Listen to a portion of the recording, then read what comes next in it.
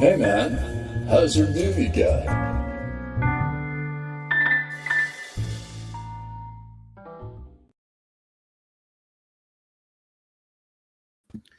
Hi, we're 2/3, 2/4 of the people that are going to be on this today. I'm Jim Lujan, and that is Christopher Runciman, and that guy who's just arriving is Paul Pate. Hey, And That's we're entrance. going to have Dr. Gary Hodges joining us very soon, I think. What kind of doctor is Gary? He is a doctor of Seuss, I believe. So, but before that, I was going to start off by showing the trailer because I'm going to premiere the trailer. But I guess now. Oh, really? How exciting! I thought we were here for something. I thought we were here for Yes, this is a Kickstarter. a UFO meeting. The UFO meeting. I hope you guys have your notes ready to go. Okay, so, and does anyone want to test this? Hello, that's not Corbin. That's a different one. That's Baby. That's Corbin. Oh my gosh, coming out of the woodwork. Corbin, How you doing, babies? His color looks different. Babies? The lighting, because it's nighttime. He changes colors at night. Costume changes. Does somebody want to test this? Let's see if the comments are on. Does somebody want to test it to make sure it's going out live? Oh, like to find it on YouTube or something? Yeah, or I could do it, but it doesn't matter because we're having fun. Yeah. And that's all that matters. Yeah. So, oh, there we go. Scott Circlin is there. Scott, is everything you can hear us and I guess and all that stuff? Fantastic. So I will share something with Scott Circlin and you guys. I am right now as we speak. I've drawn last week. I drew the first Scott Circlin animation. So his character Davey. Mhm. So Scott, I'm spending time with you, even though you're not there. So, but lots to talk about. I have an agenda. Oh boy. Oh yes, I wanted to ask you. I should have asked you this before we came on. Do we have to stick to that agenda? Can I bring up my agenda? Does it have to do with the government? No. Not again, Paul. Not again. No, I'm just playing. I'll stick with your agenda. So, I love talking about you, Jim. I'm going to play the trailer tonight for the first time. So excited. Publicly. I mean, I think on Patreon, people. Oh, why? How did that happen? Say Why are fabulous. Why are there balloons?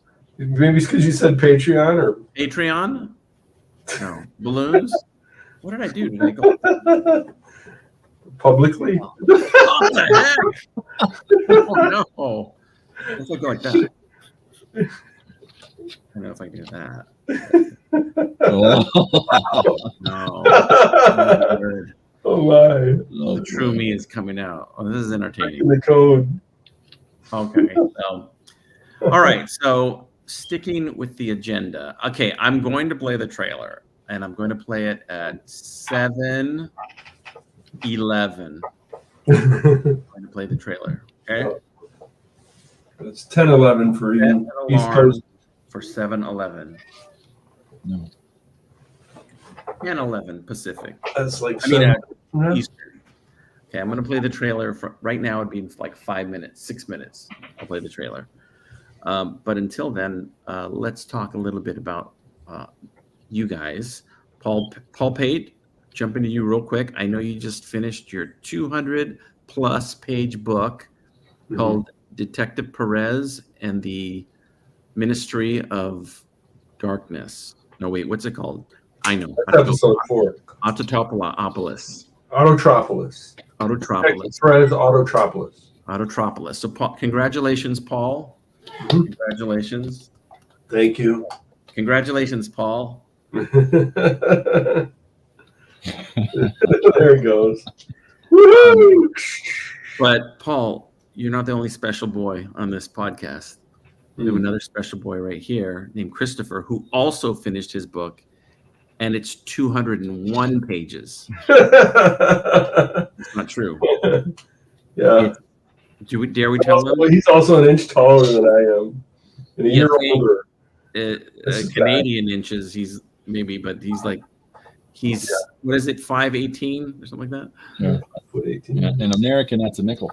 that. So, Chris, do you want to reveal how many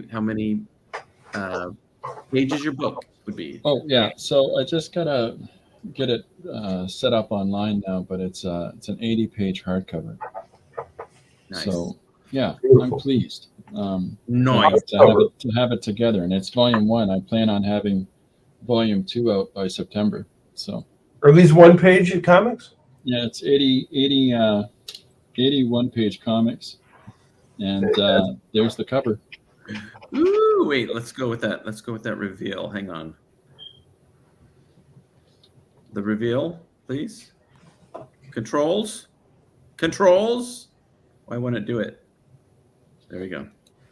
Beautiful. Oh yeah, you got the seam. Yep, nice. Yeah, and then the pages are set up like this. So I love it. Wonderful. that's all the revealing I've got to do. All right. I don't like that one. There you go. Okay, so it's not time yet. Still got.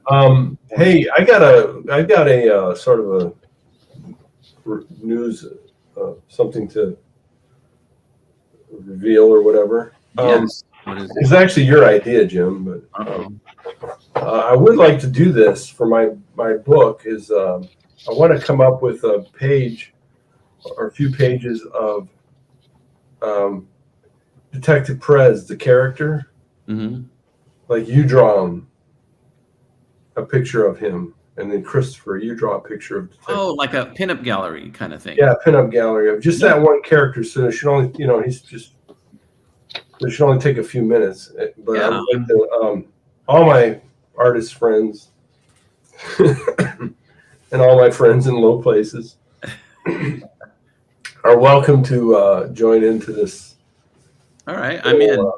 Yeah, I'm in. Christopher just private messaged me how much. Yeah, and then of course, I saw my hands typing. Corbin. Thousands of dollars. No, Paul, Yeah. it's a great idea. So, and I'm going to ask both of you, and then we're going to get to the trailer in 3 minutes. 3 minutes. Ask both of you, are there special features in your book? Paul, continue. Go ahead. Are you going to? Yeah, I mean, I probably have like one little fun thing I have is something in the book doesn't make sense. Like the guy went one way when he should have gone the other. And I want to have like a little deleted scene that sort of explains that at the end. And then I'll have a little bit of like thank yous to you guys and stuff, and our casters and we'll tell a little bit about it's been 16 years since I've started working on my first Detective Perez book. Wow. So I think it's 2008. Yeah. So that's when I first started working on Detective Perez, Welcome to Rust City, which was published in 2011. So maybe 2010. But whatever. Anyway, so it's been a long road, and this is the third one. And so anyway. There's a ton of development in there, Paul. Like you can really see from the first book to this one. Yeah, I hope. Yeah, that's one of the things that I'm. Hopefully, I draw better, write better. So, unfortunately, the first book is not as good. Still good. But yeah, it is what it is, and hopefully. So. I can't wait, Paul. I can't wait. I'm going to buy my copy because I'm a good American. Thank you, Jim. All right, and Scott Circlin also says, "Congratulations, Paul." Yeah, thanks, Scott. All right, and Chris, what about you? We're talking to you on our casters about it. Anyway, go ahead. I think the only thing that I did is that because of how I formatted it, I've got the first page is just sort of shows because the pages are all, on the side, and so because there's the one page, the suggestion that was for the page underneath it, what I was thinking when I made it, and some of the original art along the side. Nice. And so I did the whole book like that. And, that way. Oh, that's amazing. So I did Oh, like that's a little. great. So I did a little primer at the start. So every page is a special page. Yeah. But not as But special. this one, none of It's them a are. fantastic moment. Not as special uh, as the trailer for The Full Fungus, which I will play at least 115 times. All right, ladies and gentlemen, welcome to Hey Man, How's Your Movie Going? The answer to that question is it's going well, thank you. And it's going to premiere the trailer right now. So sit back, get your popcorn out, and enjoy the trailer to The Full Fungus. My name is Chino Diamond. I'm a private eye. My father used to say there are two types of people in the world, greedy and stupid. Well, there's a third, greedy and stupid, and dangerous. Shut up. The missing piece of music, I think might be right up your alley. What do you know about The Full Fungus? Well, let me stop you right there. It's a myth. Doesn't exist. If it did, somebody would have found it by now. You think you're the first private eye to come looking for the Full Fungus tapes? Wilt's been missing for almost a month now. It's not like him. All right, enough games. You want the truth? Here we go. Larry Carlisle, you know, the game show host? He's hired me to find his missing son-in-law. Larry Carlisle? That guy's a douche. Say, would you look at that?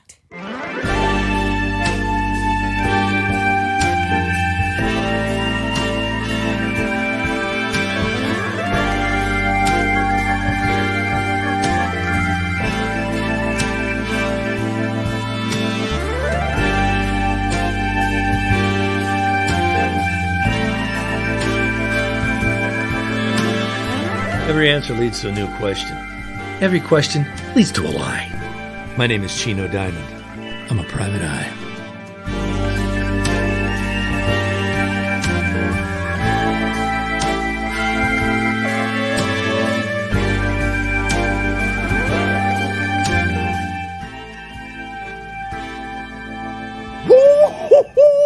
Oh, we're doing that? We're doing that now? That's what we're doing?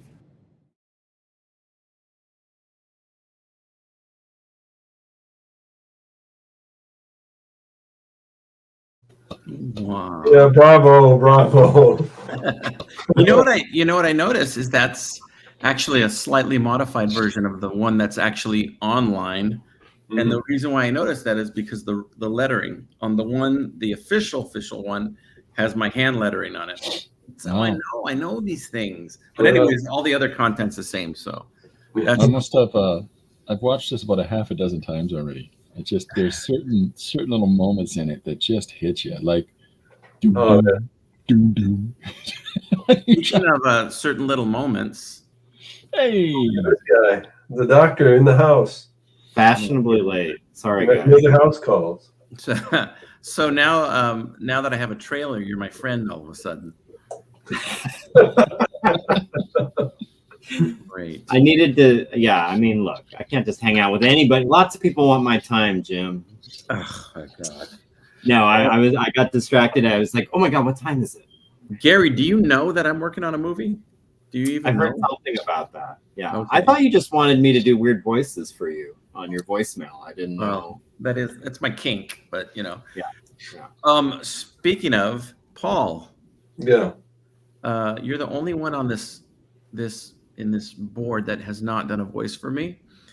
And I'm officially going to ask you tonight to change that because I have literally one line for you. And if you would like to do it, that would be fantastic. When do you need this by? Like 30 minutes, maybe. I got to check my calendar. Okay. And, I think he can get you something in October. Yeah, I'll get back to you. I mean, it's most likely getting cut, but stuff not that counts. So, okay. Yeah, I'd be honored, man. Come on. Thank you. So I'm not going to take up all of your time tonight, gentlemen. I'll keep this to be a semi-short show, but we will watch the trailer 35 more times today. So did I miss the first screening of the trailer? You popped in right at the end of it. I thought that's why you. Oh, Gary. Oh, I'm sorry. Okay, well, good timing, I guess. Gary, you're like the guy that arrives late at the movie. I know. Tell me, everyone, just catch me up. What happened? Why are they landing on this planet? Why are they aliens? Who just shot that guy? Who is that? So what happened? What happened when I was gone? Is Bruce Willis dead? Okay, so so I don't get it. Okay, I did make notes, official notes. Boy. So, okay. The first note I want to tell this is my manifesto. These are things that I want to say about the film. Number one, the running time of the film. I've forever, if you watch the countless interviews I've done in media, I've always said it's going to be about 72 minutes long. I just threw that number out. Well, that was a lie. Well, unless I do some major edits, we're looking at like a 90-minute movie, probably. It's going to be a long movie. Yeah, but and again, I'm going to be very, I'm not going to be precious with what I have to cut, but I think even doing that, I can't see how it's going to be. Most likely, if 80-something minutes, most likely. Yeah. But not. I don't think it's gonna be 72 minutes. And if it is, that's a miracle, and that'll be great. But I think it's gonna be 86 minutes probably. So anyway, so that's that. I mean, again, I have an edit right now. I have a 62-minute edit of it right now. Okay. So according to my math, I have another 5, 80, 60. 80 minus. Carry the one. Don't forget to carry the one. I have 75 more minutes to do. 75? Yeah. That sounds right. This is how it is. Another thing. Godfather. Before we started, I was talking to Chris and I was telling him I made this special list of all the scenes I have to do still. And there's That was like Sybil Shepherd. There's 23 scenes I have to do still. Some of them could be really, really quick, and some of them are, 2 of them at least, are gunfights. So there's about, I think, 4 gunfights in this film, and or shootouts or whatever.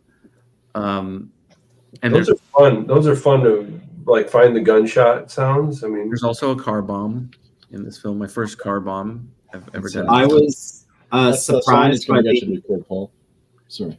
What's that? I was surprised by the explosion in the trailer because I don't know if we talked about a part where there's a massive explosion. I was intrigued. Yeah.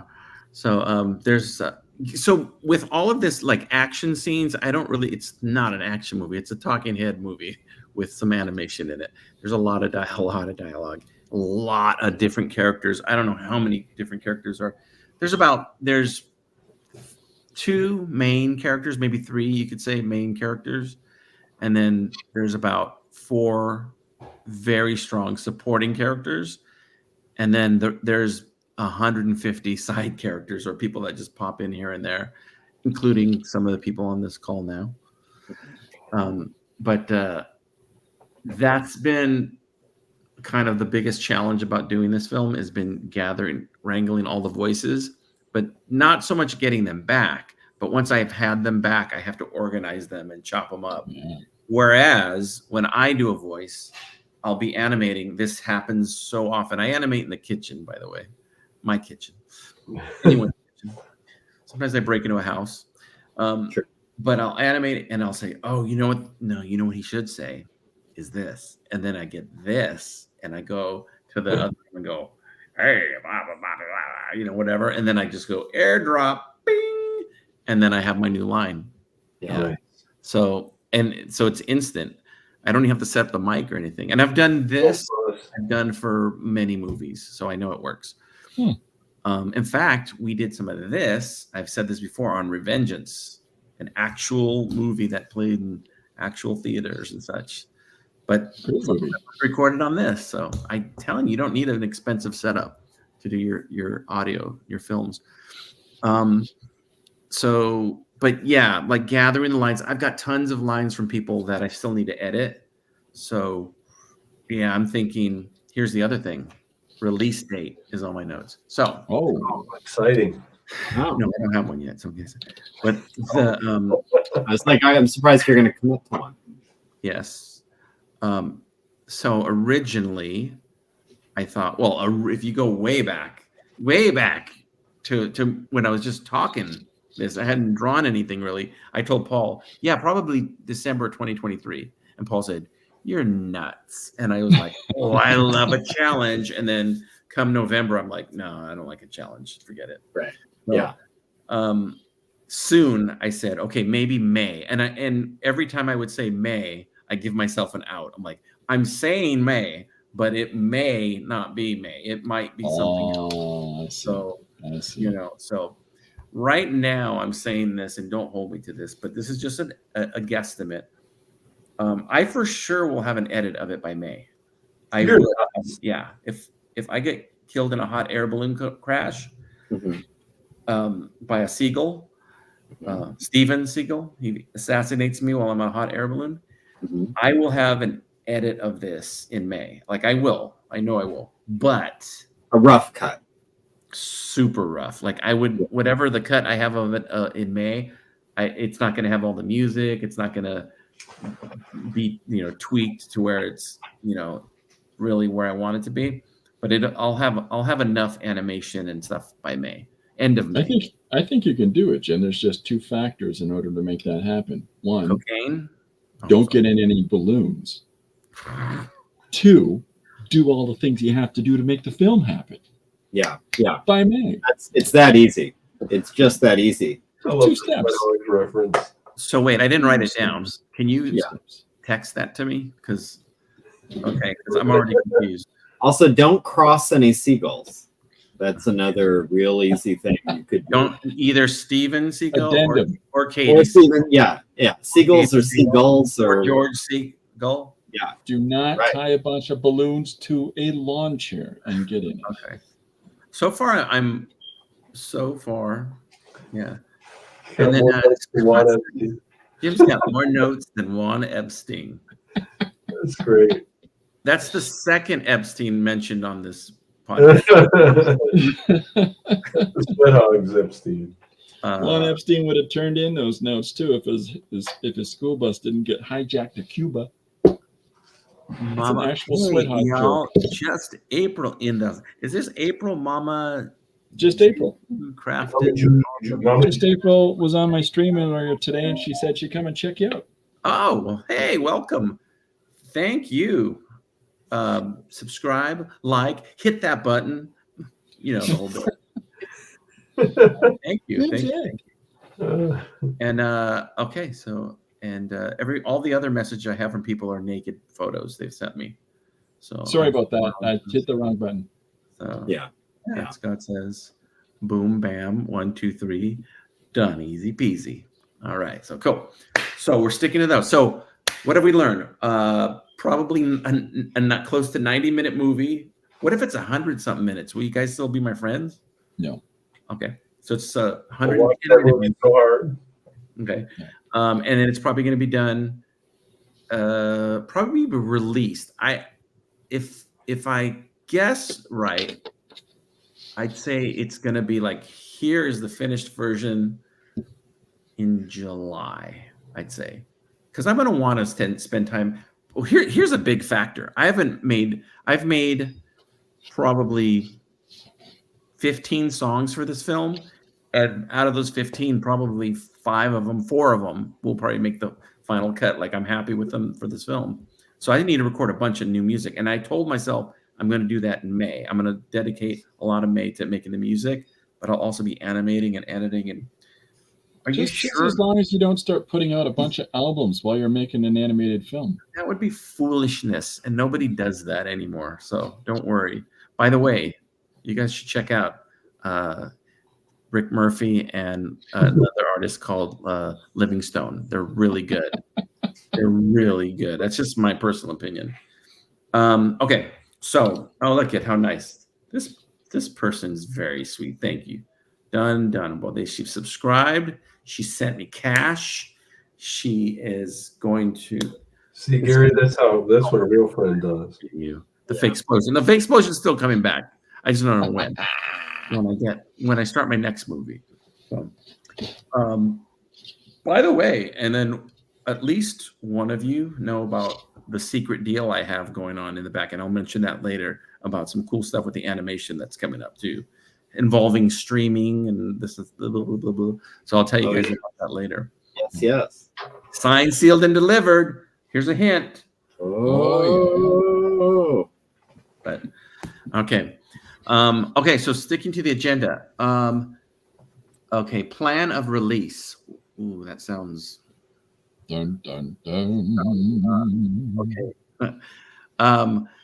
So I've said from the beginning, the Full Fungus, I wanted to do something different than I normally do. Normally, I just put my stuff out on YouTube for free, and everybody gets to watch it, and that's cool. By the way, this is a pitch for Patreon. I have a Patreon, and if you are my patron, you will get a secret private link to the movie when I'm done with it. And even my friends, if you're not my Patreon, you don't get to see it. Sorry, I'm kidding. I'm joking. But yeah, all the people that any amount, whatever per month, doesn't matter. They all get access to the film. I say that, and once I have, I think I only follow you on OnlyFans. So. Oh well, that you get special access to a different film, a different kind of Full Fungus.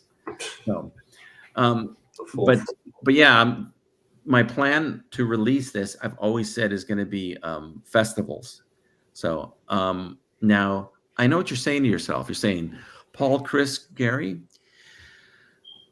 wow, Jim, you festivals, that's new for you. When I say, oh, you fool, is what I say.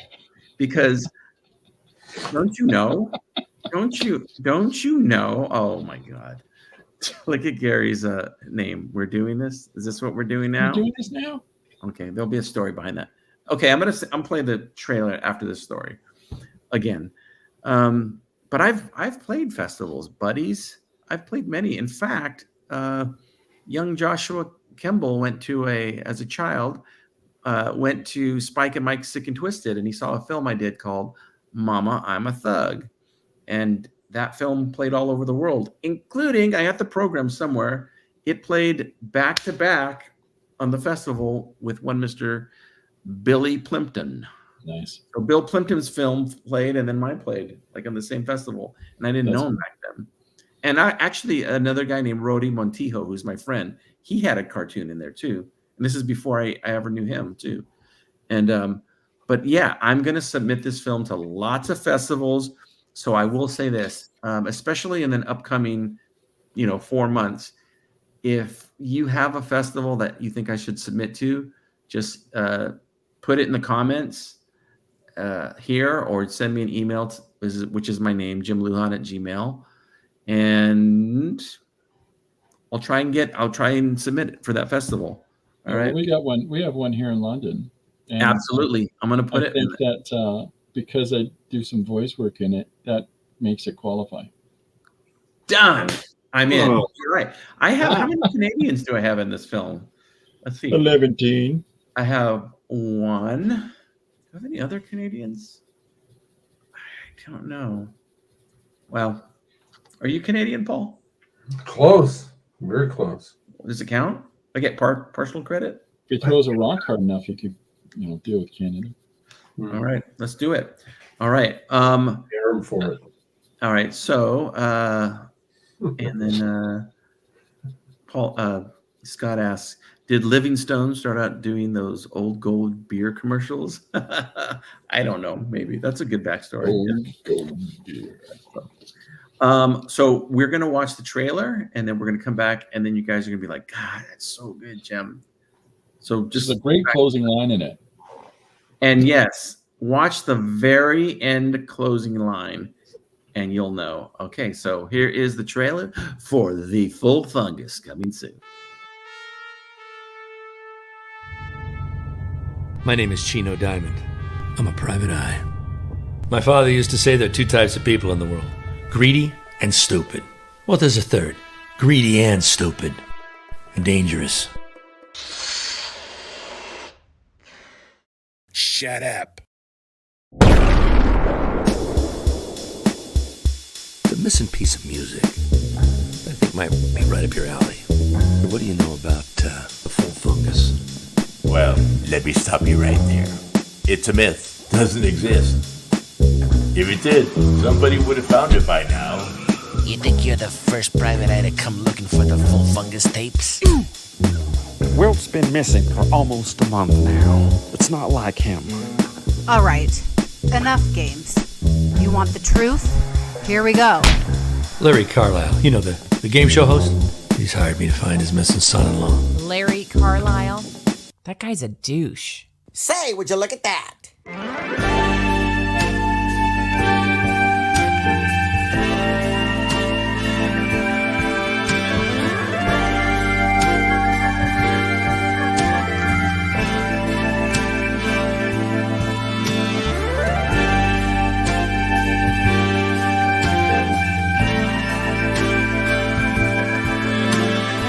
Every answer leads to a new question. Every question leads to a lie. My name is Chino Diamond.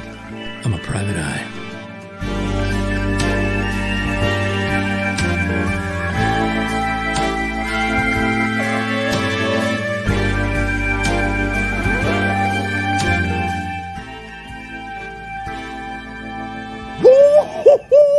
Oh, we're doing that? We're doing that now? That's what we're doing?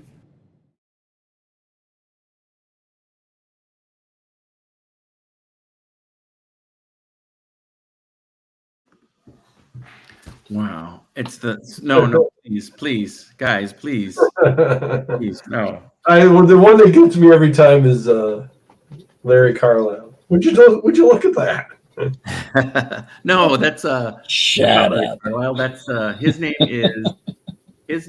is Ernesto, and he's in the laundromat. And he's a huge fan of Charles in Charge. He talks about Charles in Charge constantly in the film. So a couple things. One, Gary, if that last line sounded familiar, if the voice saying, go ahead, say it, Gary. Say it. No. I only do it for pain at this point. It's the fans just mob me all the time. He says, "Oh, is that what we're doing? We're doing that now." So Gary, Dr. Gary Hodges ad-libbed that line in the film. I sent him a bunch of lines and I said, kind of say this, kind of say like, you know, you're mad. He basically said like, you're in a pickup basketball game and you're getting agitated. Like, you know, there's a lot of like people getting frustrated and saying things. So just say different things. And I just threw it, you know, I don't know. I've never draw that one from real life, Gary. All the balling I do. No, I don't know. What I love about this is that first of all, that Jim loved it. And that I don't know if this is a spoiler, but you liked it enough where it might be a kind of there might be callbacks to it throughout the movie, which to me is just, I'm so delighted. Yeah, it's become my I've got a really bad feeling about this. Yeah. Right. Right. I have literally probably like when people watch this that were in the film. That's great. They're gonna think, wait a minute, I said that line too. Like because I had everybody say it at some point. Right. Oh yeah, that's awesome.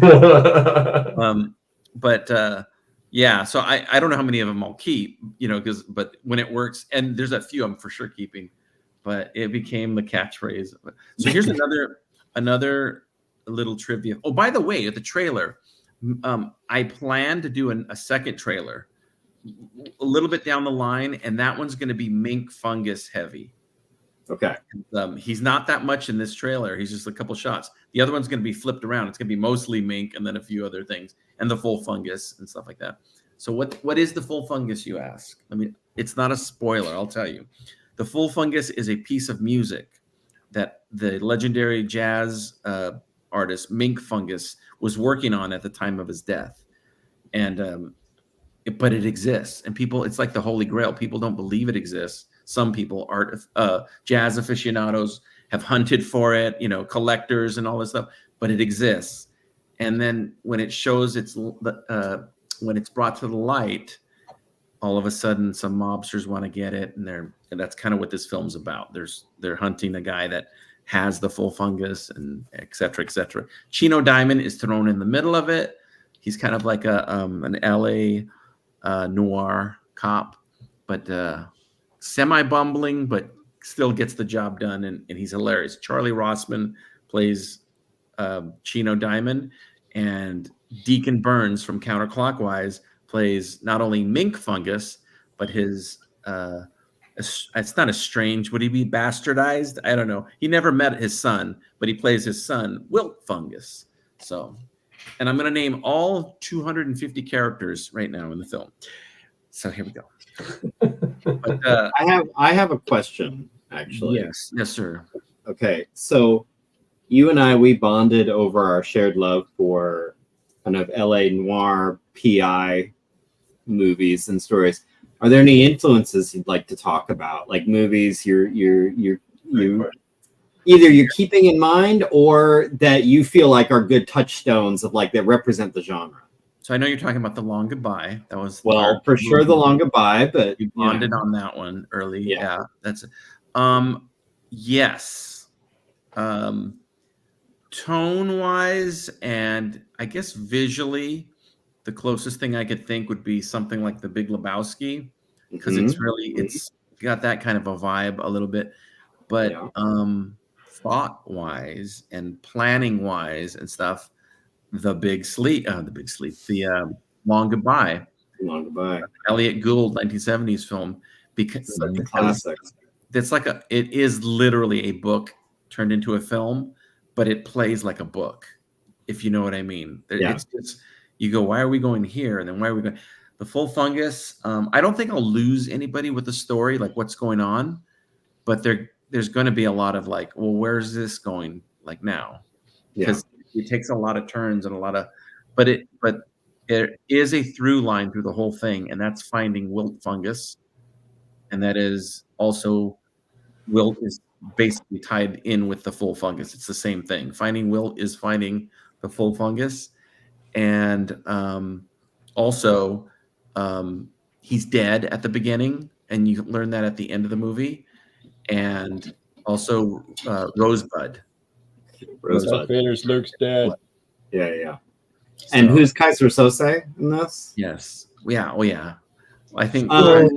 Chino Diamond is actually in the bottom corner right here. Actually, yeah. You look like Sherlock Holmes. Kaiser Sose. Wow. Chino Diamond is kind of like your Philip Marlowe character type. Absolutely. And I mean, twists and turns are kind of the genre. Like, I mean, not only Long Goodbye, but then like Chinatown. You have no idea where it's going up until the very end. Yeah. Well, it's because it's Chinatown, Gary. It's Chinatown. It's just Chinatown. Here's a non-spoiler, but a fact about this story is there are not a lot of like, whoa, like what a twist, like my head's spinning. But there are a lot of like, I could not have predicted that happening, because this character didn't exist 5 minutes ago, and now he's in the film, and what the hell is going on? There's a lot of that, but and then, like I said, there's a ton of is there a cat? Oh, that's your house, Gary. It's probably my cat. At Gary's house. I just saw a cat in the corner, and I'm like, okay. Yeah. So yeah, I'm not trying to like fool the audience, like, oh my God, I never saw that coming. But there's a lot of things you will not predict in this film. I guarantee you. And some of the people I'm thinking this of are sitting in this panel right now. Your scenes come out of nowhere. And I'm talking about Paul Pate's full frontal nudity in this film. So thank you. The full paint. You're gonna love this. I wrote to talk about the imperfections of the film, and I spelled imperfections wrong. Nice. Really committing to the craft. Well, I want to talk about that. I want to talk about that. Oh, you better stop, Paul. You not. Well, I don't know if this is what you were talking. Let me bring up my agenda, Jim. Okay. No, we were talking about in the beginning of when Chris mentioned, that my first book, the quality of the art, is developed over the years.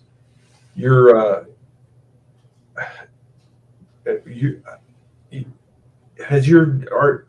I think your art is developed. You have your artistic, you have the technical way that you work down. The artistry, where I think this is like your best. What I've seen of it is your best. Oh, yeah. But every film you do is like your best. Thank you. But the artistry of it is not, now I can animate a certain way, or now I got better sound, or now I got, I can draw hands. You know what I mean? Mm-hmm. All that stuff is that you're established. But the artistry of filmmaking, to me, is where you're just refining it, and you know what I mean? Yeah, thank you, Paul. Yeah, the cut that I have of this definitely plays like a movie. Mm-hmm. And I'm like in a weird, I think you guys will agree, a weird, not not a genre, but like there are not a lot of indie animators that make films that are like my films, meaning usually if somebody does animation, it's got an element of space or talking animals, or there's not a lot of like one of the best compliments I ever got was somebody said, dude, why your films don't even need to be animated, you could make them like live action, like this is like, and I'm like, exactly, that's kind of the stories I'm telling. But I'm doing them animated because I love the medium, and two, you could do things with 2D animation that you can't do in any, including 3D animation, you can't do in any other format. There's just a feel to 2D animation that's just like a magic to it. I like. Mm-hmm. So with the imperfections, there are like, and they kind of work in this film because the whole film's messy and but like I'll show you like a hand or something like that and I'll be like, oh, the line overlaps on that, those type of little things, but it gives it character. It's like a crooked nose or a lazy eye, or a crooked nose and a lazy eye, sorry, Gary. There's massive growth in your editing. Like that trailer, there's these little intuitive nuances that you put in there. Yeah. That the way that you connect these images and these scenes together just shows the level of sophistication you're operating at now. It's fantastic. Thank you. Even how it fits with the music, where that bass line kicks in and doom doom doom doom. I would agree. Yeah. Walks you. You know that too. Like I think like you and Deacon and Charlie are becoming like like a band. Yeah. Well, you know how to use those guys, and they know how to, Yeah. The way that they deliver their lines and stuff. It's really. When I first started doing my animation, I did all the voices, everything. It was just by myself, not by choice, but by necessity. Yeah. And then soon after that, I started using, the first person I started bringing in was Neeson, and my friend Neeson is still working with me. And then my cousin Mike would always do music, so he started kind of filtering in. And then kind of a friend here, my brother Bob, would come in and he'd do stuff. And then over the years, and then that lasted, here and there. I still mostly did it all by myself. But then I started kind of getting not bored with it, but I felt like a yearning to bring in other people. And I slowly started bringing other people, doing a voice here, a voice there. And then it started becoming kind of a muse to me. It started becoming like, oh, I can write this for another person, or I can do. Yeah. And now it's like a huge shot in the arm. And I'm sorry for the anti-vaxxers. I didn't mean anything by that. But it really gives me a lot of creative energy to work with all of you guys, to bring everybody that has ever done a voice for me. It's nice because it's out of choice. It's not out of like, well, I'm screwed, I don't have a voice for this, because I could do it, but I bring all of you guys in. With that being said, it's really hard to let you guys go. I'm sorry, but just kind of the budget is just not there. You guys are going to land on your feet, okay? You know how many times I've recorded for Jim and sent it to him and it never ended up in the movie? Yes, but it's filthy, Paul. It's filthy, and I don't use those words. Oh, let's talk about that a little bit. Let's talk. Let's talk. Is that on your list? Is it on the It is agenda? now. Okay. Okay. Because I want to fucking talk about it. Well, you don't fucking cuss on my podcast, okay? I've told you that. Okay. There is cuss words in this film. However, and I had this conversation today with Deacon Burns. I said, Deacon, stop cussing on the phone to me. No, I said, I told Deacon, because he had a couple scenes where there were like prominent, the F-bomb, like right in your face at this key scene, and a couple of them. And I said, Deacon, I cut those out. I didn't cut the side fucks out. I cut those out. Like you can find the F word in this film, kind of floating around. Yeah, but I cut them. Gotta keep a side fuck always. He tells me that all the time. Wait, what are we talking about? Oh wait, no, never mind. Is this live? But I did cut these two really key scenes where he's just bam. And Tom Racine, by the way, if you're watching, speaking of side fucks, if you're watching, I cut yours out too. Because with the F word floating around in the film, it brings it to a light R level. But when you have somebody screaming into the camera and boom, that I think could probably keep it from being in certain festivals. Oh yeah. Yeah. And plus, it's just so then here I told Deacon that, and I know that Deacon was like, "Oh man!" Oh. Then he watched the film, and he called me today.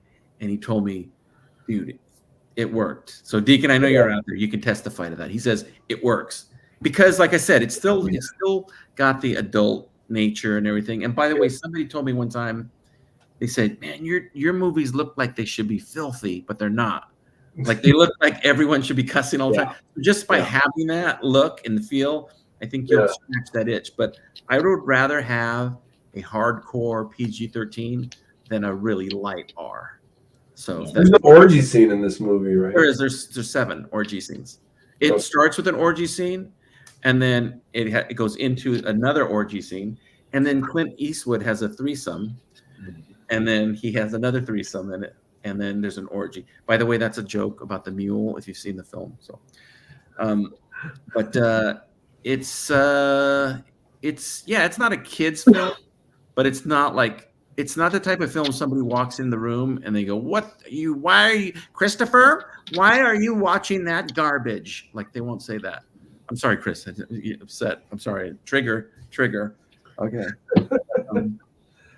No, it's not overly like usually vulgar or anything like that, but it's got its moments and it's definitely the most, adult film I've made, adult language. Although, is there any nudity? There's nudity in paintings. Does that count? Yes. Oh. Yeah. So, okay. So, we're gonna. Any questions? Okay. I'm gonna go back to this now. Okay. I talked about the Mink trailer, which is a great band. Mink trailer. Okay. Additional scenes. And new scenes, not nude, new scenes. Here's the craziness, guys. It's getting crazy. We're all fun. We're here to have fun. Get crazy. Well, I'm adding some new scenes that weren't even planned. What? I know. Why am I doing this? Because I think the film needs a little bit more Mink in it at certain parts of the beginning. And I'm adding some newscaster scenes because they help explain the type of person Mink is and events that happened in his life with their words instead of me having to draw on them.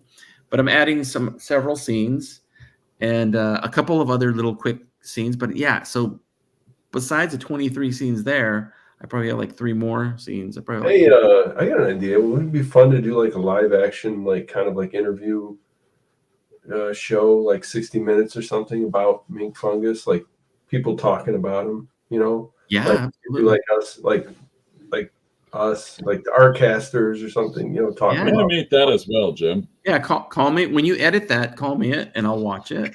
And no, man, I would like. It would be interesting to do it like a full-on fake documentary on Mink Fungus. Yeah. But I don't know, man. My next thing after this is probably going to be, I'll do a short series of something else. Not a long movie, not another long movie. No, I'm scratching my itch with this. I'm not. And it's a full fungus, so I'm not burnt out with this project. I still look forward to like drawing it. However, when I get to a difficult scene, I have to roll my eyes, shake my head, roll my head, whatever. It's just like I'm like, oh, another hill. Do you find in the process, because you're really zooming along, do you find that in this process you've sort of tapped into the flow? Because the way that you've got the efficiency of your system of how you're working, that's clear. You've established that with all these projects you've done leading up to this. But with this project moving as quickly as it is, do you feel like you're in some kind of flow or super flow of creativity, and that's why you don't feel like you're burnt out? I think so. I think when I'll look back and go, wow, man, like now 6 minutes is nothing. I could do a 6 minute cartoon. But if you don't have a 6 minute cartoon, you might think, or I might have thought, oh man, I have to do a 6 minute cartoon. But like now that's like, 6 minutes, 96 minutes, sometimes when the task is like super impossible, it's actually easier to conquer because it's so impossible. Like you can only win. Because if you don't do the task, you're like, well, it was impossible. Who knew? So that's mental gymnastics right there. Gary knew. Dr. Hodges always knows. Dr. Hodges always knows. Bend over and cough. That's his motto. So or are those his lawyers? I don't know. Turn your head to the side and cough. So all right, let's talk a little bit about the book. Ooh, Paul's ears perk up because he knows he's involved now. So yes, I'm saying this, and I'm putting my money where my mouth is. I don't know what that means, but I'm going to do some kind of a full fungus book, which is going to have artwork from the movie, just little castaways, maybe zooms of certain photos, and I don't know what it's going to like. All the material it's going to have, but it's for sure going to have a gallery, probably a huge gallery of characters, like with their little bio, like a couple paragraphs with their bio. I mean, like a ton of them. Even a person that might appear for a few seconds in the film or have a couple lines, I might give them a little backstory because I really, really, really like doing that. That's completely not a chore, but awesome. But I got to put a little thought into it because it all kinds of ties together. But yeah, designing a book and stuff like that, not the funnest thing. But it is too. You're talking to 3 book designers. No, not me. Comics are hard. I always said that. But yeah, I will probably. I know I'm tapping Paul's brain on this a little bit, so. It's going to be print on demand. Gary Hodges, did you hear that? Oh, here comes Dad. Gary, son, I'm not trying to be your dad. It's just that I'm in your life, and hey, sport, I just want to be there for you, son. So, sport, come on. So let's just, Chief, hey, Chief, come on, Chief, just give. Hey, buddy. Hey, buddy. Pal. What you doing? Hey, man, I was your age once, Gary. Yeah, I know what it's like to be out there. Gary, it's natural. It happens. Gary, sometimes you don't hit the ball. Sometimes the ball hits you. No. Those are natural feelings you have, Gary. I'm sorry. Too far. Okay. So I'm sorry. You go back to what you're doing. Anyway, so yes, a book. With all that being said, a book. I don't know what the name of it is. I don't know when it's going to come out, but I am going to do a book, and hopefully, I think it's going to be something around the full fungus, as far as I know. The fungicide. Yes, feeling the fungicide. So there's that. There's that, and look, I think we all agree that we need to cleanse our palate with a little commercial. Let's do it. You're an American original, my friend. You don't want anything that tastes half-ass, especially your beer. You want the American flavor! Do you want some foreign beer ballet dancing around your taste buds? I don't think so. You want the American flavor! You want the American flavor. Old Gold Beer. Taste the pride. Taco. Where else can you get family fun in Frankfurters? Taco. Holy frijoles! Taco dog is rare! Taco Dog. Try our new Dog Stada with beans, rice, and sour cream. Taco Dog. It's whooping good. Our newest location, Bellflower. You want the Canadian flavor. So, and again, I'm going to keep this show. We're almost at an hour, so we'll just go a little bit farther. We're going to go back on the list, though, onto the agenda here.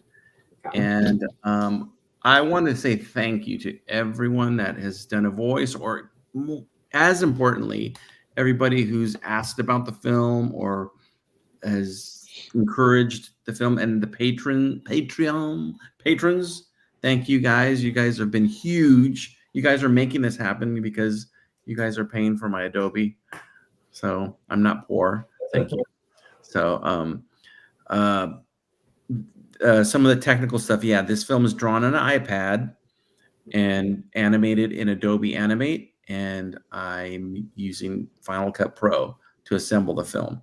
In the middle of this film, switched to Adobe Animate, which is really smart to do. And then I said, you know what? My buttocks is not sore enough, so let's switch to Final Cut Pro at the same time. I mean, a few months after, and I got Final Cut Pro. And that's how it happened. Final Cut Pro. But I'll tell you, I love Final Cut Pro. I'm super happy with it. It is a marriage made in heaven, and I'm very glad. Adobe Animate has been very solid. It's been very good, better than the Flash that I was using before. Yeah. But I'm not utilizing everything you can do with it, and I don't care to utilize it. I messed with the camera and the 3D and all that stuff. And you know what it looked like? It looked like bad Jim Lujan animation. It just looked like really corny. Like I said, you know what? Keep it simple, stupid, or keep it stupid simple, because like I said, I think you got your method down. My method down? Yes, I do have my method down, and I take it every day. But no, I mean, why? To quote the great Chris Pernowski, the founder and legend of Titmouse, he told me, said, your animation, if you were to like bump it up and get it more fluid and stuff like that, he goes, it would suck. Don't do it. He goes, told me, you know, when you see animation that's almost perfect, but it's not, it looks worse than animation that's not perfect, but owns it. Kind of like that shirt. Yeah, it's like my style is limited animation, but it's got a very, very interesting core to it. And speaking of interesting core, I have a surprise for you guys. Because no nudity, Paul. I saw the look in your face. I recognize that. You spent the night at my house before. I recognize that. Talk to me about my feelings. So I do have a surprise for you. Do you guys like the Beatles? Yeah. Of course. You've heard of them, right, Paul? I mean, it's not the Bee Gees, but okay. Okay. Well, they make an appearance in this film, a very brief appearance, and two of them do. And I'll just show you that it's a very short clip, and it This is an exclusive. Oh. So you guys are going to see it. I have never played this before. And okay. By the way, Taco Dog, woofing good. Yes, thank you. So, all right. So let's just watch this. This is as was the trailer. You're getting a double dose of world premiere. So this is a little scene about a couple of blokes talking about mink fungus, circa 1968. Here we go. It's very true, very true. Well, you boys seem to know a thing or two about music. What do you think about the new Mink Fungus record? Oh, I think it's brilliant. It's the best thing out there, if you ask me, and you just asked me. Well, what do you think about his rumored mob ties? Does that change anything?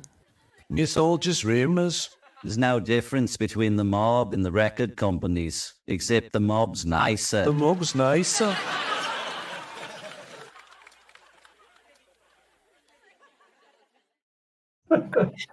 That's Mob is really them. I actually hired the Beatles to do this. Yeah. So yeah, You could release an entire Beatles album with this process, Jim. So yeah, there's a few clips that are just so out of the 26 or so scenes that I have to do, some of them are that short, like I had that idea to include little vignettes all through the film, and they're in chronological order. So nice. But they get later in the timeline as they. Yeah. So as Mink gets more hippie-ish, the clips get a little bit more hippie-ish, and and then there's a whole big 5-minute segment in the middle that's New York City, 1959. And one of the scenes I'm adding, and I just talked to Deacon today about this, is a Mink and Kovac talking, and there's going to be some news reporters, and then that's going to be like 60, mid 60s or something like that. Can I throw a wrench into it? Just like totally. Just start over. Start over. Okay. What about the little clips in reverse chronology? So we're seeing Mink get younger and younger. Because I know a little bit about how your story is structured, and I think it might be interesting. You're kind of going back to the starting point at the end. We can talk about it off the air, but I think. How do you block somebody from the chat if they're on the chat? Wait a minute. Gary, we will. Or is this a thing too? Yeah. I don't know. Is this like a secret? Paul, do you have an iPhone or what is it, an iPad? Yeah, no, I'm on my Mac, so okay. I don't know. It doesn't do it to me, but because we're rich. Okay. So Gary, we will talk about that offline. Yeah, because I can elaborate. I can elaborate. I think you could just totally throw that idea out. Maybe it doesn't work, but I think there could be something sort of interesting about that, and I'll explain. One of the things, the beautiful things about working on this film is that all of the scenes are like I'm doing them separately, working on them separately in Final Cut Pro. Then I render it as the, let's say, John and Paul scene, and then I can drop it on I have this one master track called the Final Fungus, and I can move things around there. You know what I mean? Like I could take a whole scene and go, so I could experiment with stuff like that. Like I said, I have a feeling I'm going to get towards the end of this film. I'm going to have more of the clips assembled. I'm going to say, oh, it needs this, or it doesn't need this, or this would work better here. So I'm pretty wide open to that. The music is going to change so much of the film too. I have, from what I have recorded, I said earlier, I probably have, I don't know, like 20 things or whatever recorded, and I'm going to keep, 4 or 5. I probably have 4 or 5 things that I know that are going to be in the film for sure, but who knows? I might put more of them in the film. Maybe I'll record less. I don't know. I haven't crossed that bridge yet, but I have an idea of how I want the soundtrack to be. But this has been, along with the whole process of this film, it's been kind of, cross that bridge when you get to it type thing. Because let's see what works of the moment. Because the more I've planned out for this film, the more I see when you get there, there might be a better idea, or it doesn't work the way you wanted it to. It's kind of like you were sold on an idea, but you're like, it has to go because it doesn't work. By that, I mean all of Gary's lines. But he's cool about it. He'll do them again, and then I'll probably cut them again. But I mean, we'll cross that bridge, Gary. We'll cross that bridge. But look, you already got the catchphrase. What else do you want? It's the bumper sticker. Chris, I might be leaning on you again to do a brief line, if you don't mind. And by that, I mean of cocaine. So let's go. Let's make it happen. How come when I say cocaine, like it doesn't snow on Mac?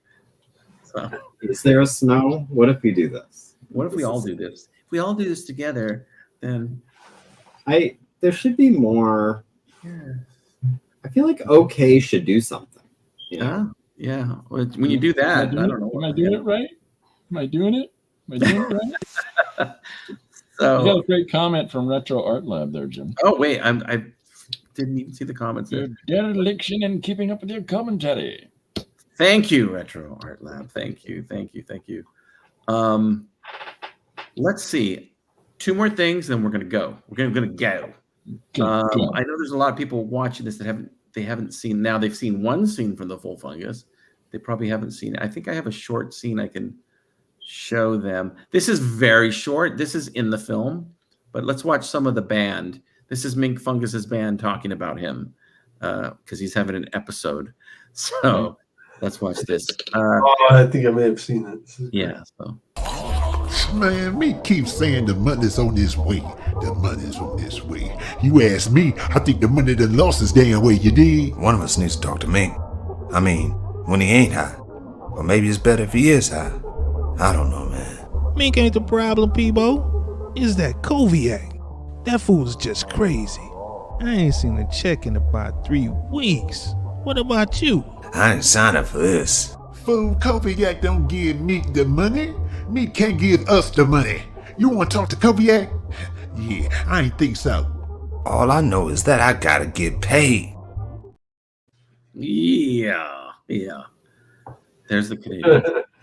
This is great. Yeah, they did. It's Bake and have his name right here.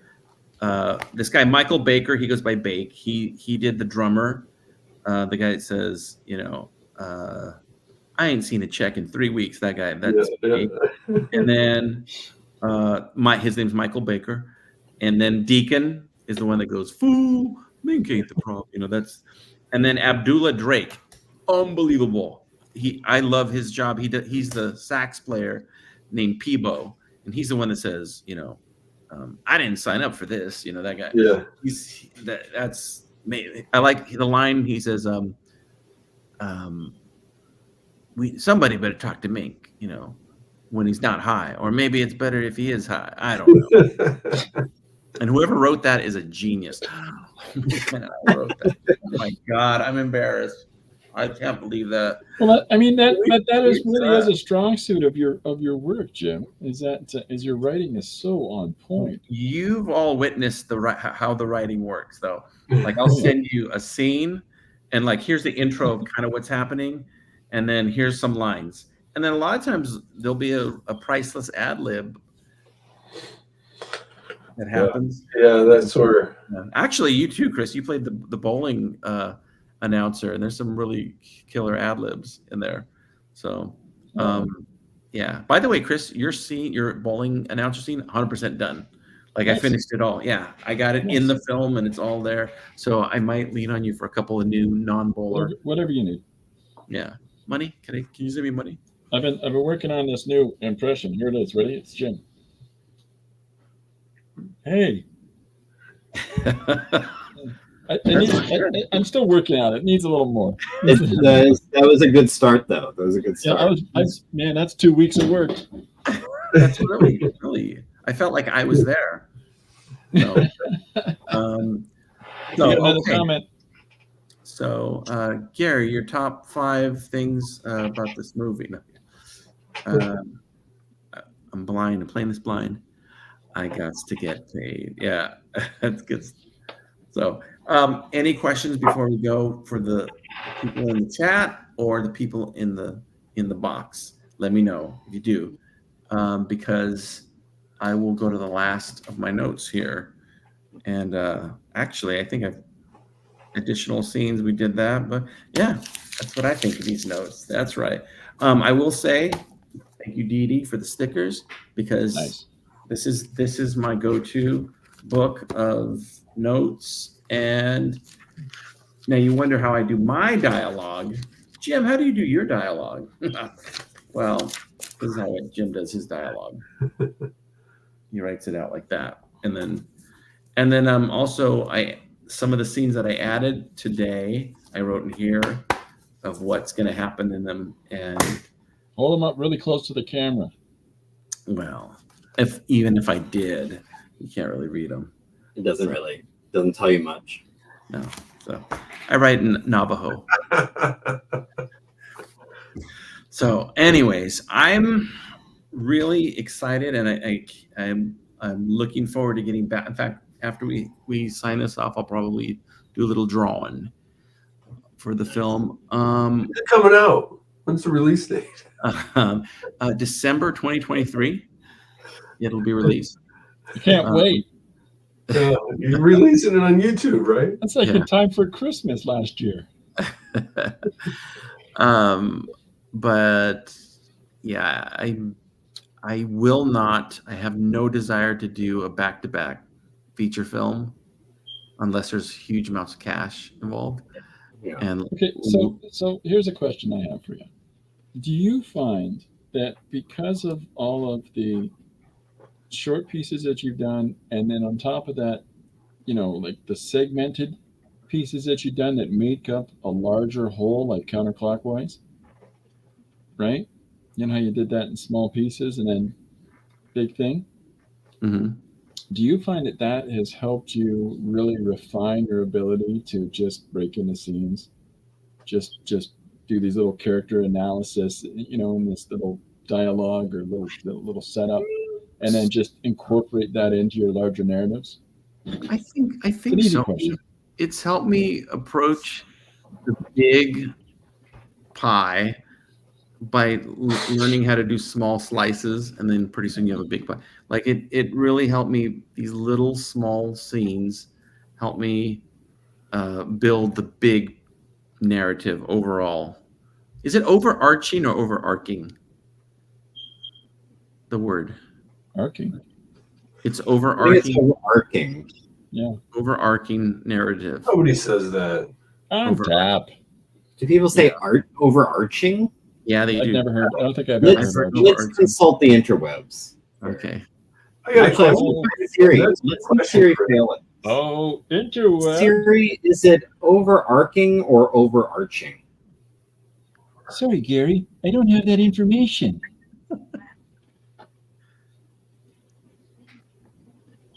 Anyone in the chat? Stop looking at me like that. Someone in the chat, quick. It gave me a link. Now. Oh, wait, it's downloading things on my phone. What is this? It's the start of Cyberdyne Systems. Now playing the Archies. These images I have are a much question too for you inappropriate. after we get the answer to this about your. Okay. Go, Paul. There's people arguing about it, which is very internet-y, but not helpful. Okay. Well, Jim, if you could do this movie over, or if you were going to do another feature just like this one, would you do it differently? Like, would you do it more efficiently? I mean, how would you do it differently?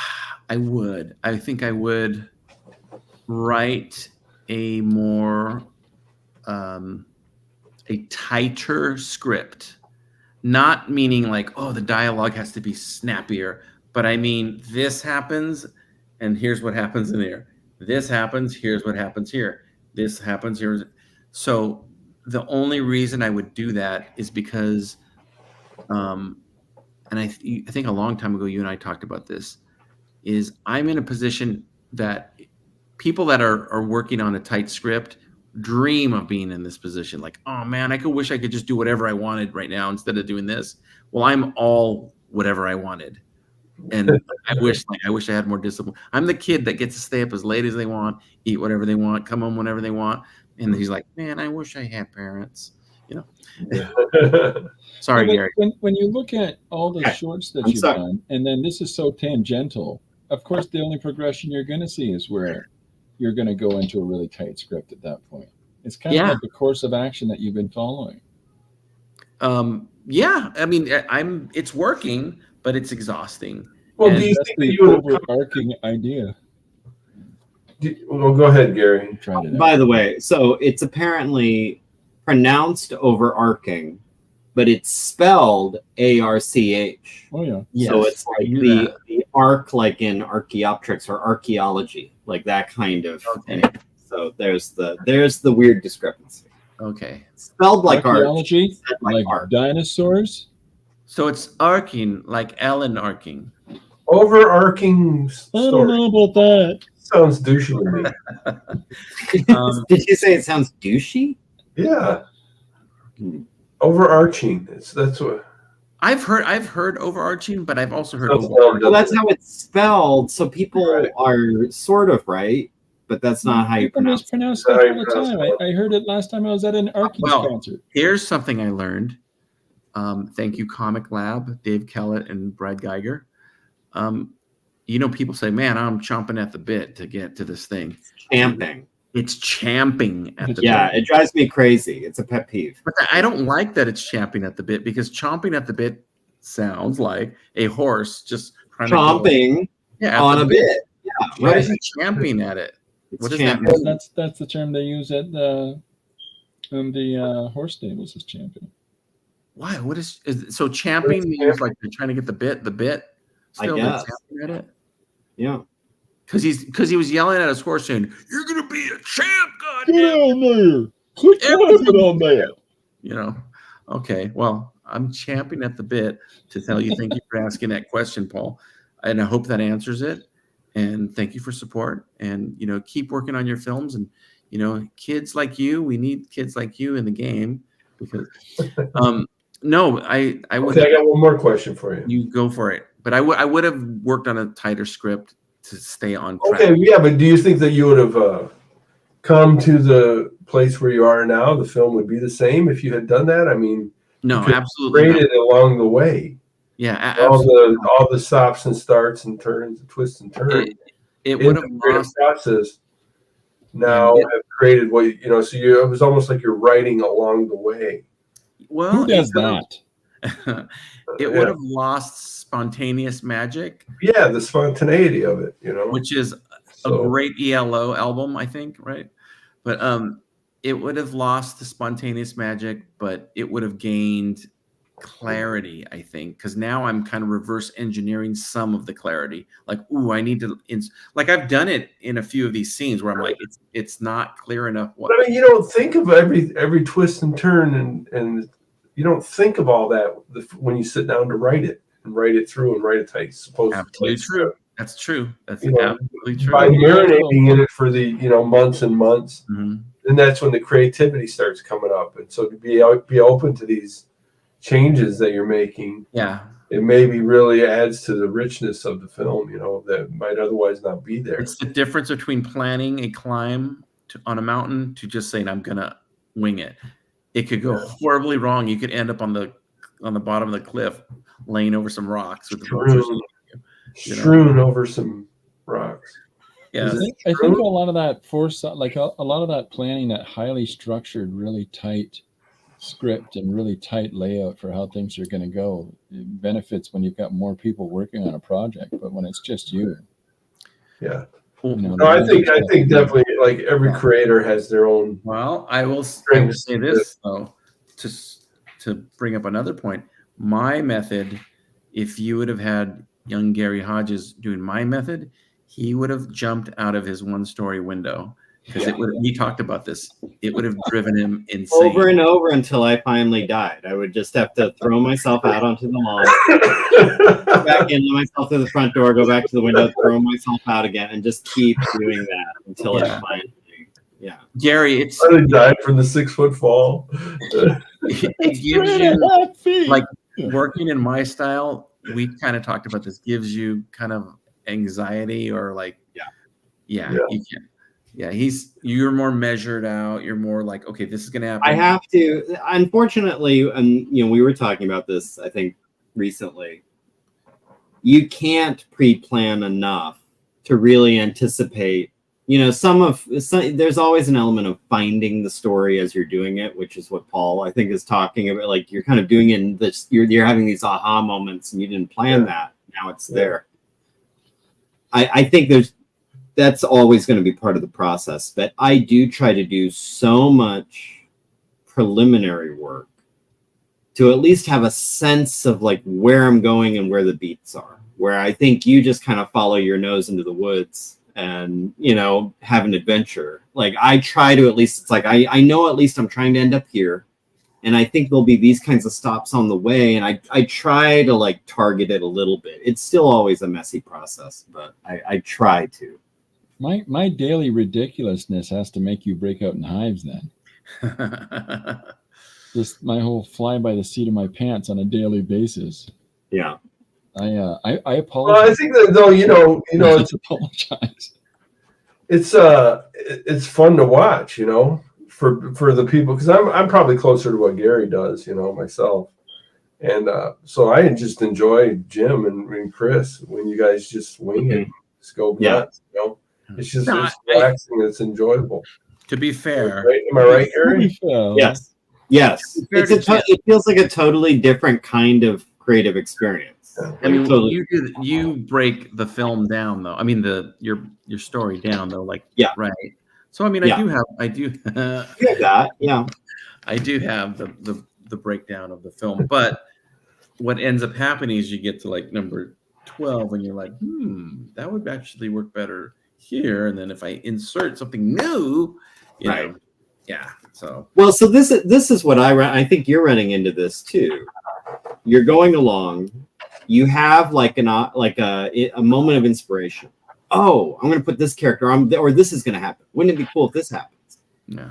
So now that's in there and you love it, you realize, if I changed the course of this river leading up to this point, that part will work even better. There's sort of like you're streamlining and efficiency. We're not therapizing me. We're comparing, contrasting. I think there's Paul and I and our process. There's an overarching thing. There's nothing that overarcs. That doesn't. He was underarching. Paul and I are Mozart, and Chris and Jim are shields in your neck, banging on a rubber pail in the street, like like making a good sound on the. I don't know. Is that a fair comparison? It's a fair thing, but remember, Jim shouts, "I'm Stuart Copeland" the entire time. We're the apes in 2001, and they're the astronauts. So right. Well, look how that worked out for the astronaut, Gary. Ended up being a space baby. You big space baby. Sorry, spoiling 2001. Yes, this is like a drum circle. By the way, Corey Kerr in the film and is gloriously murdered in the film. So, have you murdered him in all of my projects? In all your projects, right? Yeah, and Malia, his wife. Malia plays Brandy Fungus, one of the leads. I think there's maybe, if you could say let's say there's 4 leads. She's one of them, but yeah, she has some great moments in the film, and she's in the trailer too. She's the one kicking the other girl in the face, as she does in real life. And to Corey, I think too, but speaking of drum circle, we all put our arms around each other. This is perfect. I'll go to another 6 minutes here, including the trailer. Yes. So. I have one more question. You keep them coming. That's why we pay you, Jim. If you had everything, you didn't have to, do anything else. You're going to get paid $1 million to do your next project, and you knew it was going to work. What would it be? The next project, and it could be anything, like a movie or a series. Yeah, as a title you have to work on. It could be an album. It could be a series. It could be a fun question. It would and you knew it would work. That's interesting. It would be another movie, and it would be titled yet unrevealed, but another multi-character movie. It would be what I'm doing now, but I just would not have to do all the work, and there would be $1 million in it. Because I had a blank sheet of paper. This is the movie I chose to make with so many characters and so many things. But I would do it again. This is my favorite. This is actually my favorite format of a movie. The type of movie that has lots of weird characters and kind of takes you on a journey. The Pee-wee's Big Adventure, the Big Lebowski, Pulp Fiction. Jesus Christ Superstar. They all have all these characters in it, and it would be a very similar movie that you're watching now. I'm on a lot of these like stupid Facebook pages, like I create comics is a good one. I think it's one of them where people ask questions, and there's one called Amateur Animation or something, and it's fun. You get people on it, they're like, hey, I have an idea for a comic, what should I do? And then I think I've seen you on there, Gary, just chit-chatting with people. Well, he's on another one, Amateur something else, but I'm not going to go into that. There was one about animation, and somebody asked, I went to get quotes for animation. It was like $500 a minute. So is there like a different level of animation that I could do, so maybe I could write my story like for $500 a minute type animation and then $200 a minute type animation, is there, and it was just like, this guy, this person, I never negative to anybody on those. Exactly like music. It's like saying, I would record an album, but I can't afford an orchestra and a 9-piece band and everything. It's just a genre animation. It doesn't mean you have to have full Disney quality, like just work with what you have, Yeah. But there's something to be said about like your style and like like you were saying, where if you had it, if you had an unlimited budget, would it still, if you tried to animate it, I don't even know, like on the ones like like Pixar or whatever, I don't think it would work. I mean, I think in accordance with what Paul's asked, would you, if you had this big budget, would you bring people in? Would you hire a team to work in your style? Absolutely, and I still wouldn't pay them. I would keep all of the money. All of the money. Oh wow! Yeah, pick me. So, I mean, why? I don't want to change. I don't want to be that guy. See, I want to. You're the same Jim before you were getting $1 million a film. You're the same guys you were before. So. would you, if you had that opportunity to? Absolutely. If I had a budget, the movie though, would it ruin the animation though to have the have it nice and smoothly animated? But where would you put the money? Where, like, if you, I would. I'm not even. I would pay the actor. If there's voice actors, I would have less voice actors, but I would pay. It would like I'd go to them and then you'd have De Niro. I've thought about this. Like, what's my perfect crew? It would be me designing it, and it's funny because it's exactly what happened with Revengeance is my perfect scenario. Except that was a Bill Plimpton co-project, so it's really his style. But I would say it would be me storyboarding it, designing all the characters, doing the music. But I would also work with 2 or 3 other animators. They would probably do some in-betweens. There'd be a little bit more animation, and then I'd probably work with an engineer. That's big, including the music and the sound, like the recording the music I'd work with an engineer. And then this is hugely important. Although I can do the editing, I'd work with an editor because it's different. I got the luxury with Revengeance to work with a fantastic editor and literally be on the phone with him saying, we're watching it and saying, oh no, can you cut that scene a little bit shorter? Okay, you make this one a little bit long, and they just do it. Well, how about this? And I'm like, that's even better, So working with your editing on that trailer alone was phenomenal. I can do it. And if I worked with an editor, it would come out similar, but I wouldn't have to be actually editing it and doing, you know what I mean? It's just different. You could be dictating it. So that's the difference in that.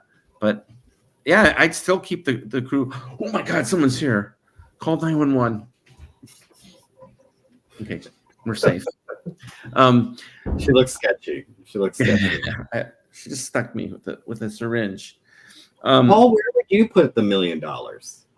Like if you had to do the next Detective Perez, and you had someone said like, here, I'll give you $1 million. You have to spend it on this project though. Backgrounds. Backgrounds? You'd have a background guy? No, I mean, I don't know. No. I mean, Detective Perez is a graphic novel that's, I think the beauty of graphic novels, it is a one-person vision, like yours. Right? So I don't think $1 million would do anything. I would just do it in like 3 months instead of a year, There you go. Yeah. I was thinking the same thing. It's like I wouldn't give away any of it. I would just quit my day job. Yeah, I do not enjoy. Sort of enjoy animating, but I don't enjoy the act of animating. Like, I mean, I'm gonna do that, but I enjoy like when it's done. I'm like, oh, this is like immediately. This is gratifying. It's great, but and I think the beauty of of your films is the collaboration is where, I mean, like I was saying with Charlie and Deacon, way it just really comes alive with it. Seems like the sum of the parts is great. The result is great. Absolutely, yeah, it is. Whereas like Gary and I, our endeavor is a solitary thing, and it's the vision of the creator that. And then Chris, I think, is more of a collaborative type. Yeah, it is. But yeah, I think with animation, Chris, so much to it. The dialogue and the music and the the acting. Chris can identify with this. He could have done and has done his work on his own, but he chooses to invite other people into it because it gives him sort of a spark. Yeah. And that's exactly how it is with the voices. There might be a future project I do again where I do all the voices. But it's not because like everyone's fired, it's because it might be something for fun. In fact, I did that after Revengeance. I did a short film called Booyah, and and the reason I did that, I did all the voices because I thought, it's been a while since I've done all the voices. I'm going to do one like that. And I did. And then I moved back on to having, guest voices and stuff like that back. But in fact, I might have done 2. I did one called Party Warriors. And that one, I think I might have did 2 in a row where I did the voice. I'm pretty sure. Although Neeson did a guest voice. But all that being said, I think we really want to see the trailer now, don't we? One more time. So one more time. We're going to play the trailer one more time. Then we're going to come back and kiss goodnight. So here is by the way, for those of you playing along at home, the font at the end of this trailer that has the title is not the font in the final trailer, the one you'll see on YouTube, the one I'm releasing all over the world tonight. That one has handwritten fonts. I was wondering why the font difference. You know why? Because I picked the wrong file to share. But I think, and also here's another little trivia fact. You got one that's labeled trailer with handwritten font? No, I must have. I don't know what the other one's labeled. It's just in a different folder. I just picked the first one that I found. So this version, the difference is the font, and I recognize it, but you guys will not recognize it. Kovacs "Shut Up" is different because in the final, it's more of a "Shut Up." This one's he's more like "Shut Up," like that. And I know you'd never. Yeah, no. It's like, but I remember I specifically did that because I thought it was. That's awesome. Yeah. All right, and this one I do Gary's voice too at the end. Oh. Okay. But all right, for the final time tonight, here it is, the trailer for The Full Fungus coming out soon. Here we go. My name is Chino Diamond. I'm a private eye. My father used to say there are two types of people in the world, greedy and stupid. Well, there's a third, greedy and stupid, and dangerous. Shut up. The missing piece of music, I think might be right up your alley. What do you know about the full fungus? Well, let me stop you right there. It's a myth. Doesn't exist. If it did, somebody would have found it by now. You think you're the first private eye to come looking for the full fungus tapes? Wilt's been missing for almost a month now. It's not like him. All right, enough games. You want the truth? Here we go. Larry Carlisle, you know, the game show host? He's hired me to find his missing son-in-law. Larry Carlisle? That guy's a douche. Say, would you look at that?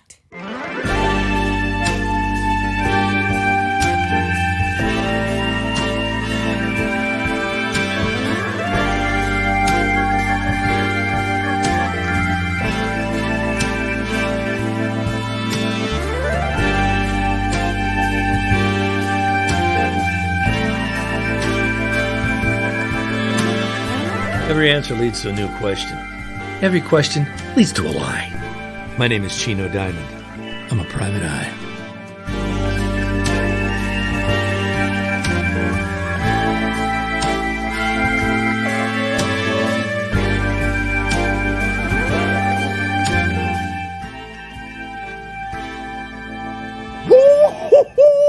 Oh, we're doing that? We're doing that now? That's what we're doing?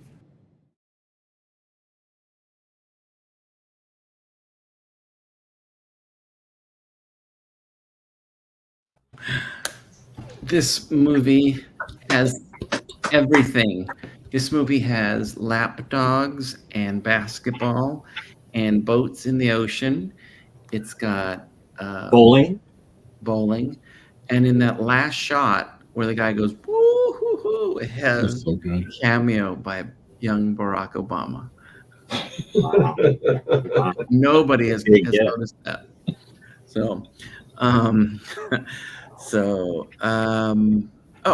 One thing, Kismet. There's been a few things that have been kind of Kismet with this film, like, wow, fate, in a good way. And the biggest one, and now it's going to be part of the marketing campaign probably, is there's the end line where Chino Diamond says, every answer leads to a question, every question leads to a lie. I'm Chino Diamond, I'm a private eye. Those are two completely different, separate audio files recorded months apart and never meant to be joined. And I pulled one of them and it's every question, blah, blah, blah. And then I was looking for another audio file that I need to put something after that. And I went, I'll put it, I'm Chino Diamond. And I dropped it. And then I played it and I was like, oh my God, I've made a rhyme. I made a poetry. I made poetry. So, and it's such a great tagline, like, wow. So that's gonna follow the film. Great line. So here we go. Thank you very much. The back 40 yell. So this has been fun. Thank you guys. Thanks for having me. Yes. When I finish this film, I'm going to not work on something every free moment of my life. That is a promise I made to myself. So I need to tackle something easier and less time consuming. Although selfishly, it is fun. And Bill Plimpton once said to me, and he said it in many interviews, that he wakes up at like 6 o'clock and starts working on stuff, then has lunch, then goes back to working on stuff, then has dinner, then works till like 11:30, 12, like at night or whatever. And I when he said that a long time ago, I was like, "You're nuts!" Like how do you do that. Well, I am nuts. So I figured, this is prudent. So I work on this a lot. So thank you, Leanne, for your patience. And other than that, anything anybody want to say or promote before we go? I think that schedule makes perfect sense. Yes. Yeah. If you're not doing that, you're not serious. Yes. And, yes. And Christopher says I'd spend it all on pens. Good. Hey man, I've got like nothing to work on, and I'm enjoying it. Well, now you work on the marketing and my book. Yeah. There you go. And, you know, I'm gonna do the podcast barrage. I'll send you some art files, and you can assemble them on pages really artistically. Like, what's his name? Kit, the guy that did the Batman book, Chip Kidd. Yeah. Chip Kidd. You could be. I got that big. So, thank you guys for your support. You guys, big time. Thank you, everybody in the chat. Thank you, and I'm glad I got the trailer out. I'm gonna His chest is exploding. put it publicly. So, balloons for you all. Thanks very much for having us, Jim. Or thumb up at least. That work? No. Yeah, thank you guys. Thanks for joining Thanks, me. guys. That was a lot of fun. Good to see you, Chris, Gary. Okay, See you. guys. Thank I you. gotta- Have a wonderful night, and Go to y'all come back now. You hear? I'm gonna do 20 of these. I said that. That was my plan from the beginning. 20 of these. Hey man, how's your movie going? How many you got left? This Oh, I is thought you were gonna do 20 with like me, 17, Chris, so and I Gary. have 12 left. No. Well, yeah, that's the math. Yeah. So I will say this: Makes sense. Joshua Kimball will be a future guest. Nice. So and then I think I'll have. Just try to get on Chris Ward. You know what? When his parole officer works the deal out, you know what? Heck yeah, Chris Ward, absolutely amazing. That guy. If I had found that guy years ago, I would write none of my voices because he's so good. He's hilarious. So, but all right. Well, bye. See you guys. Have a great night. Wait a minute. I just said that. So, and thank you guys again. And what else? JimLuhan.com. And Paul's already gone. So, you guys have a good night. I appreciate it. You too. Thank you. Thanks very much. And love and joy. And balloons.